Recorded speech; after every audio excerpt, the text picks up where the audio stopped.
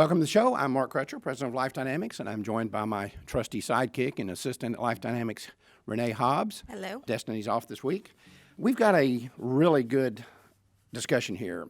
You and I were at a conference this past weekend, and I had several people come up to us and talk to us about the issue of the relationship between birth control and the abortion issue. Right. And we've talked about this many times in the past, but it appears that we can't talk about it enough, that Right. people need to be reminded of this information on a pretty regular basis.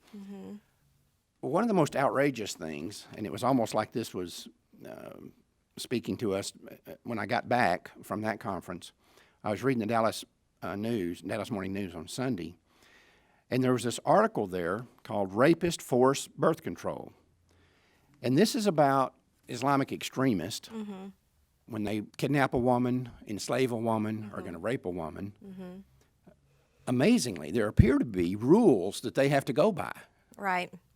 Right. To empower them for sure. Yeah. This is amazing. Right. And let me read what this thing from the Dallas Morning News said. Quote, "It's a solution to a medieval injunction. According to an obscure ruling in Islamic law cited by the Islamic State, a man must ensure the woman he enslaves is free of child before having intercourse with her. Islamic leaders have made sexual slavery, as they believe it was practiced during the Prophet Muhammad's time, integral to the group's operations, preying on the women and girls in the group captured among religious minorities almost 2 years ago." One of these girls that they interviewed for this article said, quote, "Soon after buying her, the fighter, the Islamic fighter, brought her a round box containing 4 strips of pills, one of them colored red. Every day I had to swallow one in front of him. He gave me 1 box per month. When I ran out, he replaced it. When I was sold from one man to another, the box of pills came with me." These pills, of course, were the birth control pills. Right. And followed her around. So astonishingly, again, if you're going to enslave a woman, you're going to rape her, a child in this case, 16 years old, some of them are much younger than this, and you're going to sell her from one person to another, Right. You have to make sure she's not pregnant. Right. Yeah. You have to stuff birth control down her, and they forcibly do it. They make sure that she does it. Well, she said he stood in front of me and made sure That's I took right. that pill every day. Right. And I was reading this, you think, how barbaric. And there are rules to raping somebody. Right. But the thing about it is, what you have to understand is that this is really not that far different from what goes on right here in the United States. And this is why the early feminists in this country were so opposed to birth control and the legalization of abortion, because they saw both of them as mechanisms that would be used by sexually irresponsible and sexually predatory males Right. to enslave women and to make them capable of providing responsibility-free sex to the men in their lives. Right. That's really, the way that it's done is different in the United States, but the goal is still the same thing, is to allow women a mechanism by which they can provide responsibility-free sex to the men in their lives. Right. It just protects them. It protects the men, right. And we've certainly seen that with abortion. In that report that you and I wrote up on the number of men that will kill women Right. if they refuse to have abortions. Abortion, And right. we've gotten more examples of that since we wrote that report. Yes, we do. And I think we got another one just this month. So that drumbeat continues. Right. But anyway, we need to talk about the issue of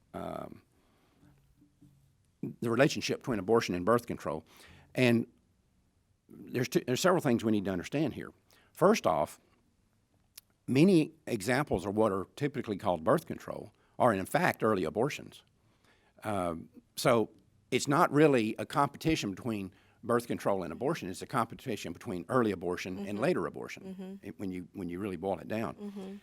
The other thing that's interesting here is you can go back and read stuff that Planned Parenthood wrote even as far back as the 1950s, where they agreed that the pushing of birth control did not decrease the abortion rate as they would tell you today.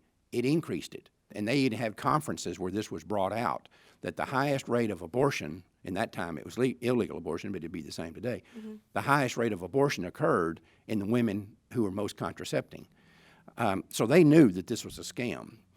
And what the reality is that if you take a group of people, and especially when you're talking about teenagers, which is where they're really pushing birth control, If you take a group that are not sexually active and you push birth control on that group, and some of them will then become sexually active, but the sexual activity will increase at a higher rate than the use of the birth control. So even if it was 100% effective when you used it, it would still have the effect of increasing the amount of pregnancies because, again, the rate of sexual activity increases at a rate higher than the use of the birth control. And the gap between those two is pregnancies.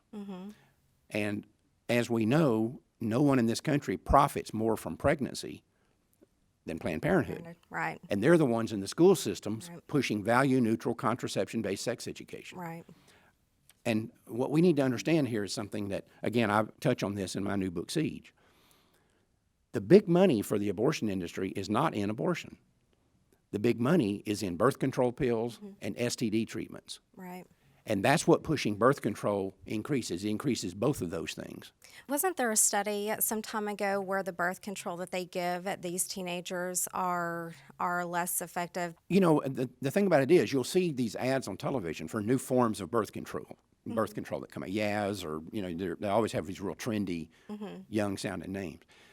And all of a sudden they pop onto the market, and then 6 months later they're jerked off the market, taken off the market, because women are dying from it or having blood clots or whatever it might be. Right. And basically, women are being used as guinea pigs. These pharmaceutical companies and birth control pill pushers like Planned Parenthood push this stuff off on young women, having no clue how it works, what the ramifications are going to be of it. And they put this stuff out there. And, you know, they seem to have this attitude that whatever women die from this or are left sterile or whatever the problems may be, it's just kind of the cost of doing business. Right. You know, that seems to be their attitude about it. Right.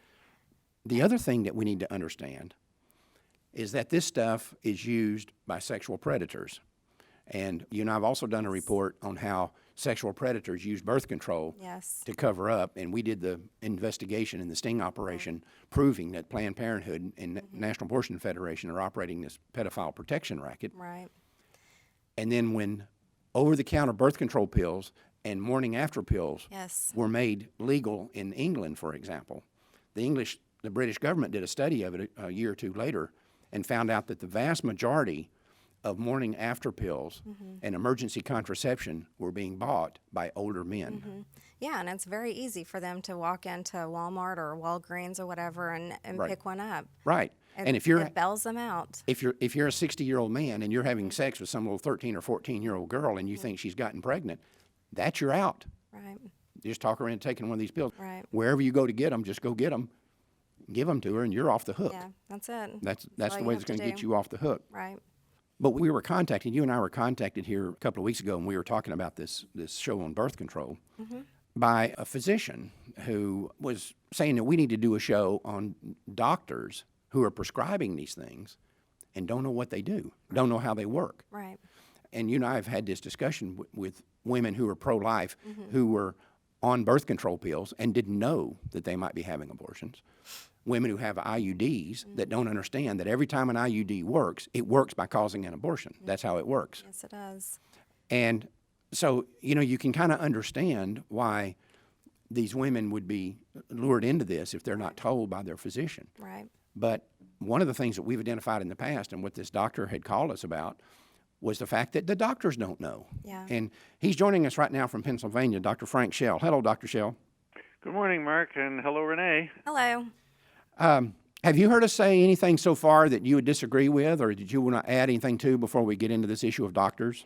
Well, the only thing I want to add is that they purposely give birth control pills that are only effective if taken exactly the same time each day, knowing that teenage girls never do that.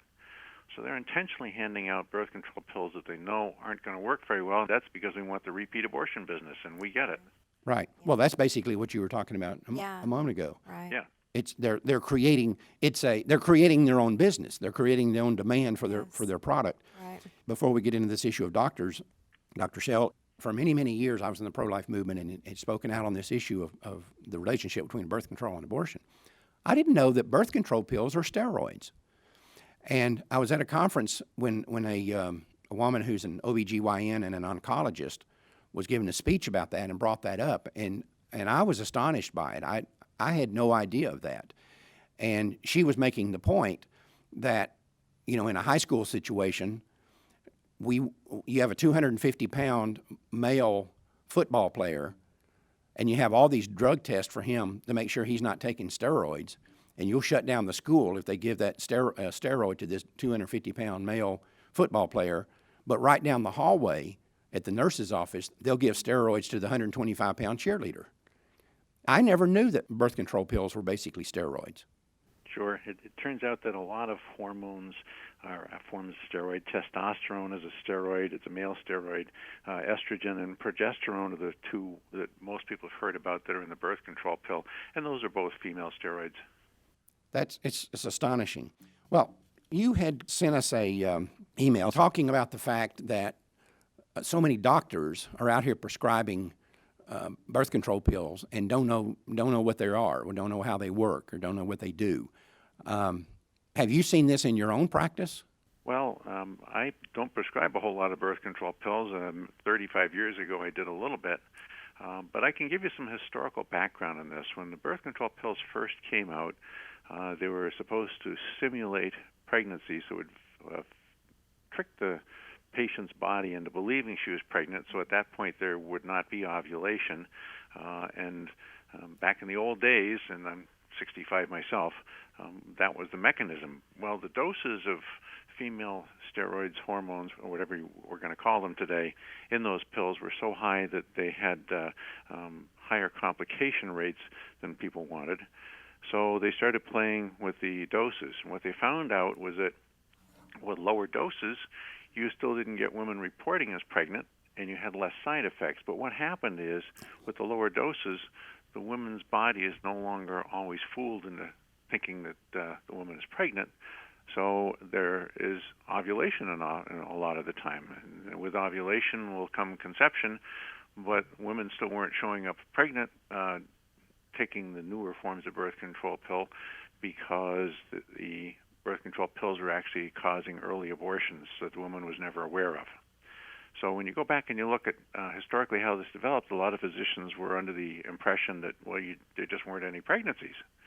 And as the birth control pill was modified, you started to get those early pregnancies that just didn't implant, because the new birth control pills create a hostile environment in the uterus as well. So you get fertilized in the fallopian tubes, and you're heading your way on down to the uterus to implant, and when you get there, you're not welcome. And a lot of times that can cause ectopic pregnancies because the fertilized egg doesn't know where to implant, so it'll implant in the ovaries. Is that correct? Well, I haven't seen a lot of reports on that. The IUD is responsible for a lot more ectopic pregnancies. But again, it could be, you could certainly be correct, because physicians just don't get a lot of information. Now, since I don't prescribe the birth control pill, I don't have the drug reps showing up in my office trying to convince me that their newest one is now the best one. Right. We have seen a dramatic increase over the last 25 or 30 years in women having ectopic pregnancies, and women having to have C-sections for the pregnancies that they do have. Women's biology has not changed during that length of time. It's got to be an external factor that's causing this. Well, indirectly, it's a birth control pill, because the birth control pill encourages promiscuous activity. Mm-hmm. And certainly, as you've already said, and you're quite correct, girls on the birth control pill are far more likely to have more sex, and actually to have it with more partners. Responsibility is out the window, and go enjoy yourself is the new mantra. And when that happens, you get a lot more sexually transmitted diseases, and it's the sexually transmitted diseases that generally lead to the increase in ectopic pregnancies, because they scar the fallopian tubes. So, yeah, the birth control pill is certainly in a direct fashion, not a mechanically direct fashion, but because it increases the STDs, it does cause more ectopic pregnancies. Well, I don't think people understand fully the incredible power of these chemicals that they're putting in these women's bodies. I don't know if you remember or if you heard about it, Dr. Schell, but about probably 10 years ago, they discovered a river where all the fish were sterile. And some of the fish had both male and female characteristics. Some of the fish were sterile. very high percentage of them were.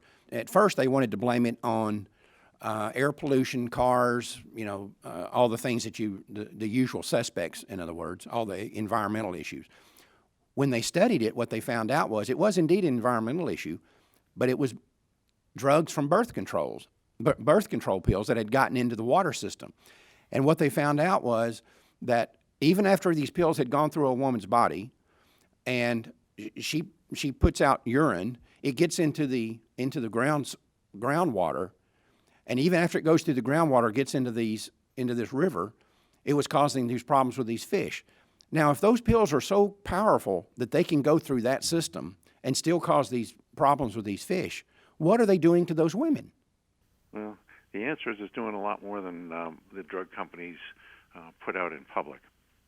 Yeah, and every time one of these new miracle birth control things come out and you see it advertised on television and they advertise it as a very young, hip thing to do, is to be on this drug or whatever, and you can do what you want to do.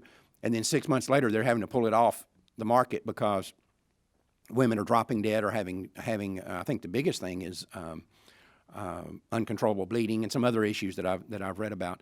Yeah, and how unhealthy would it be for a woman to not have a menstrual cycle, go Right. all year long without one? I mean, it's... Well, just imagine for a moment, Renee, because you're touching on something that I think is very important here. Let's say that you had another malady that you're trying to solve. Let's say acne. Let's just use that as an example. Right. And you say, this company, this pharmaceutical company comes out with a drug that's designed to treat acne.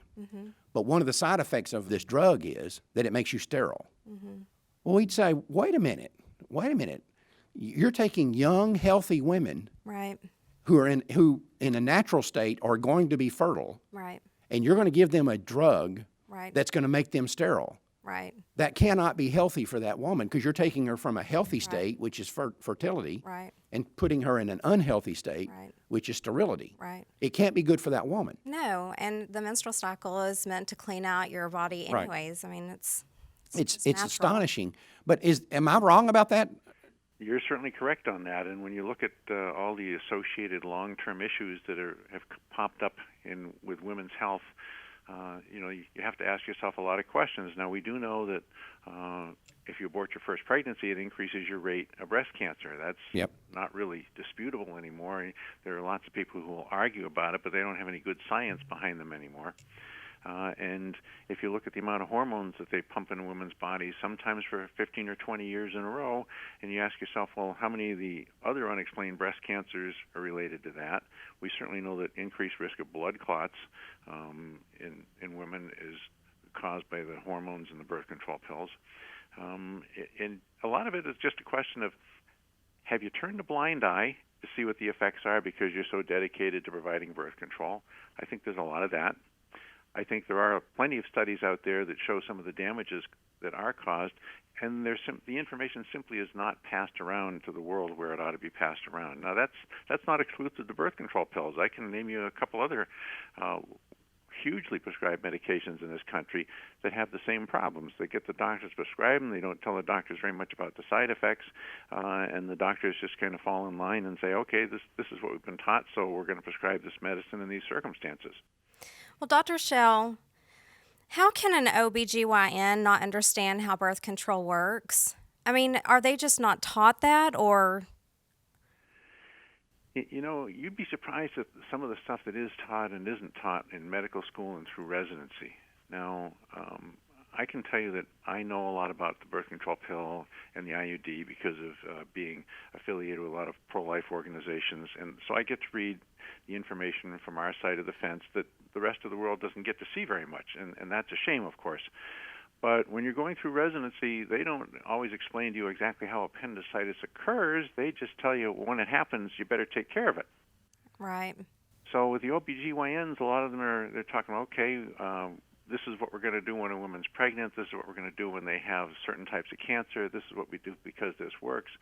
And I would be sure that there are some of the OBGYNs who don't, number one, know how the birth control pill works right off the bat, but even the doctors who do study it in medical school and residency training probably don't get the follow-up information when the birth control pill is reformatted. There's different levels of different hormones in it. And now how does it actually work? Does it actually cause those early abortions? They just, they change the playing field so often. Even if you're dedicated to looking that stuff up, unless you've got an organization behind you that's going to give that information on every new pill formulation that comes up, you just won't be able to keep up on that. Right. But they just prescribe it because the pharmaceutical representatives that come by the office and give them free samples of it and A thumbnail sketch of what it does. and just tell them the basics. Oh, give them this pill, they won't be pregnant. Right. So they just prescribe it based on that, is what you're saying. Yes, and a lot of times they'll come in and they'll say, well, women seem to like this one a little bit better because there's a few less side effects, so that makes this a good pill. Well, compared to the one 30 years ago that didn't let you ovulate so you didn't have early abortions, there may be less side effects that the woman notices, but at the same time, no one's telling her that there's actually early abortions. Now, I have a nurse that I work with who's pro-life, and she went to her doctor a few years ago to have an IUD put in, and the doctor said, well, wait a minute, you're pro-life, and these IUDs, do you know how they work? And she said, no. And she said, well, so he told her. And she said, well, obviously I never get the IUD. But IUDs, pretty much that's the only way they work. Yeah. Yeah. They always work after fertilization. So Right. every time, that's what I said earlier in today's show, every time, 100% of the time that an IUD works, it works by causing an abortion. Right. But how many pro-life women in this country have those things, and how many pro-life doctors in this country are installing them without knowing that that's how they work? And the same thing with birth control pills. When they work after fertilization, and, the things that I've read from these pharmaceutical companies and like the disclaimers and stuff that come with the pills, they will always say that they are intended to prevent pregnancy to start with, but that if they don't work to do that, then they can work after fertilization occurs to slough off the pregnancy at that point. So they know that every one of them has at least the very likelihood that this is the way it'll work, even if it doesn't work that way all the time. Mm-hmm. And it's really a scam when you look at it. But it always comes back to the same thing that I said earlier. It's money. Because I'm going to tell you, and again, in my new book, Siege, I lay out this formula. Abortion is not profitable today. The abortion industry has not been able to increase the price of abortion for the last 40 years because their patient load plummets according to their own people. That's what happens. So they can't increase the price of it. Mm-hmm. The abortion that was very profitable at $325 in 1973 is a stone-cold loser in 2016. Right. Where the big money is birth control pills and STD treatments, both of which are obviously increased by pushing birth control pills. That's correct. That's where the money is. Right. And that's what this whole thing is about, and that's what it always comes back down to. And Mark, as I recall, one of the big problems out in California when a couple of clinics got caught out there with Medicare and Medicaid fraud was they were overcharging for the birth control pills to the government. By the millions. Yeah. Oh, yeah. yeah. They were charging for a birth control pill. I don't quote me on these figures because I don't remember them. But the birth control pill that they were paying like 22 cents for each, they were selling for $6 and $8 a piece. And that's where the big money is. When you look at the financial statements from Planned Parenthood or any of these other pill pushers, it's birth control pills and STD treatments where the big money is. Yeah, and then you look at Obamacare, if you want to go back to one that. One thing you're leaving out is the government subsidy. Yeah, that's what Renee was just saying. You look at Obamacare, Right. and that's He's where giving them out by the handfuls free. right. Take them. This is Well, this. anyway, Mark, I got to jump in here because this is my chance to shill for you guys. Because if you guys aren't telling this story, then the patients and the people who are listening to you are not going to hear it very many places. There's a whole lot of people that you're educating who otherwise would not have any clue what's actually going on with birth control and what it does to their bodies and how it does cause these early abortions as opposed to simply preventing pregnancy in the first place. Yeah, I think there's an enormous amount of misconception. I won't mention a name, but I can tell you a national pro-life leader who, if I did tell you her name, you'd know her right off the bat, told me years ago that for years she had an IUD. And she said, I never even thought about how it worked. I just knew I got one. The doctor gave it to me. I had it installed. I didn't get pregnant after that. She thought she wanted the proper family planning. Right. And she told me, she said, I'll go to my grave not knowing how many abortions I had. That's right. And that's true for every woman in this country, not just national pro-life, female Right. pro-life leaders. And to reiterate everything that has been said, the birth control pill does not work. Right. The sperm still goes to the egg, Gets it through. implants, and it just does not attach. Those little swimmers get through That's somehow or right. another. Somehow or another. That's right. Well, Dr. Schell, we really appreciate your coming on and bringing your insight into this. And we wanted to do, we set aside everything today for this show. That we only talked about one issue, and that was this birth control issue, because we think this is so important. And we were thinking about this, and then Renee and I did a speech at a conference in Cleveland this past weekend, and we had people come up asking about it, and then I get back and this article's in the Dallas Morning News, and then you send us this email, and I thought, God's speaking to us. He wants us to do a show on birth control. Right. So that's why we did this special show just on this issue, because I think it is highly crucial for people to understand this. And I think there's a lot of women in this country and a lot of doctors in this country who are pro-life, who are mobbed up in this and have no idea what they're involved in.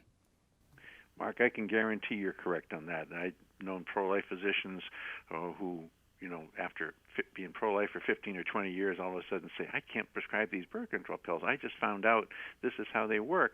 And I'd say, yeah, and they've been working that way a long time, but no one ever told you. Right, exactly. Well, thanks for joining us, and I'm sure we'll have you back on in the future. Thank you. Well, thank you very much. I enjoyed the time, and now I've got something I can put on tape for my kids. That's right, your grandkids. Well, I hope to get some grandkids someday. Right. Well, thank you a lot, Dr. Schell. Thank you very much, Mark. And Renee, both of you have a good day. You too. Thanks. Bye-bye. Thanks, bye. I think this was something that people needed to hear. Oh, definitely. I think it was definitely something that we needed. We could still go on for another hour Right. about the things that we know, but I think it's important because I guarantee you there are tons of pro-life people that are going to hear this show, or pro-life people that are going to show it to other pro-life people, Right. and not know how this nonsense works. Right. It's really It does. really It needs to get out there. Thanks a lot. Well, that's all the time we have, but one thing I want you to always remember, what we say every month, Life Dynamics is not here to put up a good fight. We're here to win, because winning is how this killing is going to stop.